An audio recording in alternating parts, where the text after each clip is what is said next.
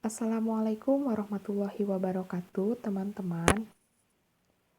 Di sini saya akan menjelaskan tentang sumber hukum Islam yang muttafaq. Pengertian sumber hukum Islam.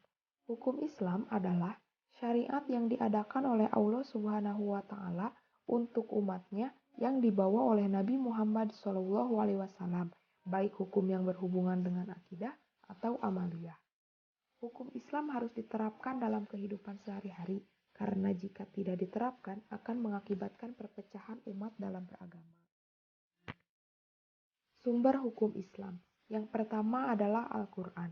Al-Quran adalah sumber hukum Islam yang pertama dan utama, karena Al-Quran langsung berasal dari Allah Subhanahu wa taala melalui malaikat Jibril kepada Nabi Muhammad SAW.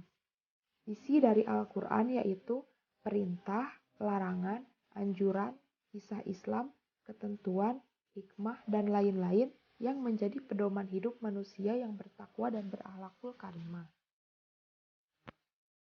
Al-Quran bersifat pertama, dinamis, yaitu dapat berlaku untuk di mana saja, kapan saja, dan kepada siapa saja.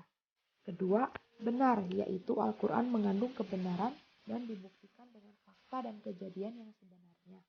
Ketiga, mutlak, yaitu Al-Quran tidak diragukan lagi keberadaannya serta tidak akan terbantahkan. Isi kandungan Al-Quran meliputi 5 hal, yaitu tauhid, menegaskan Allah, ibadah, menjelaskan cara beribadah kepada Allah, janji dan ancaman, jalan mencapai kebahagiaan dunia dan akhirat, dan yang terakhir adalah kisah dan cerita Islam. Yang kedua, Al-Hadis.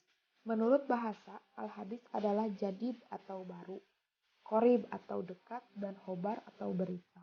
Sedangkan menurut istilah, Al-Hadis adalah segala berita yang bersumber dari Nabi Muhammad SAW, baik berupa ucapan, perbuatan, pengakuan dari Nabi Muhammad SAW.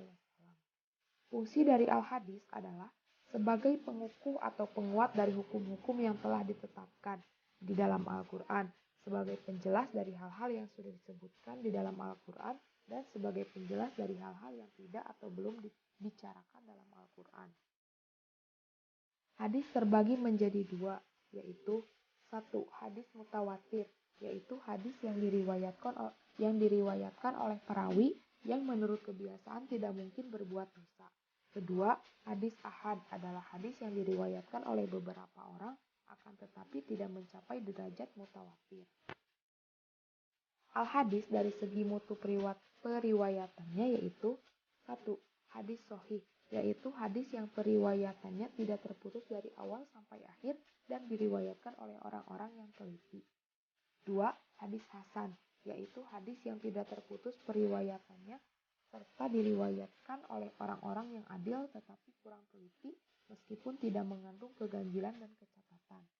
Dan yang ketiga, hadis doif, yaitu hadis ini lemah, merupakan hadis yang ditinggalkan sehingga hadis lemah tidak bisa dijadikan sebagai hujah. Yang ketiga adalah ijma. Ijma adalah kesepakatan seluruh ulama kaum muslimin dalam suatu masa sesudah wafatnya Rasulullah SAW. Karena jika Rasulullah SAW masih hidup, ijma tidak dibutuhkan karena Rasul langsung menjelaskan. Dan yang terakhir adalah qiyas. Qiyas adalah penerapan aturan yang sudah diterapkan di dalam Al-Quran, as-sunnah atau ijma terhadap kasus terbaru. Qiyas hanya bisa digunakan untuk menemukan hukum suatu masalah apabila jawabannya tidak ada di dalam Al-Quran, as-sunnah atau ijma. Mungkin sekian yang dapat saya sampaikan. Terima kasih atas perhatiannya. Wassalamualaikum warahmatullahi wabarakatuh.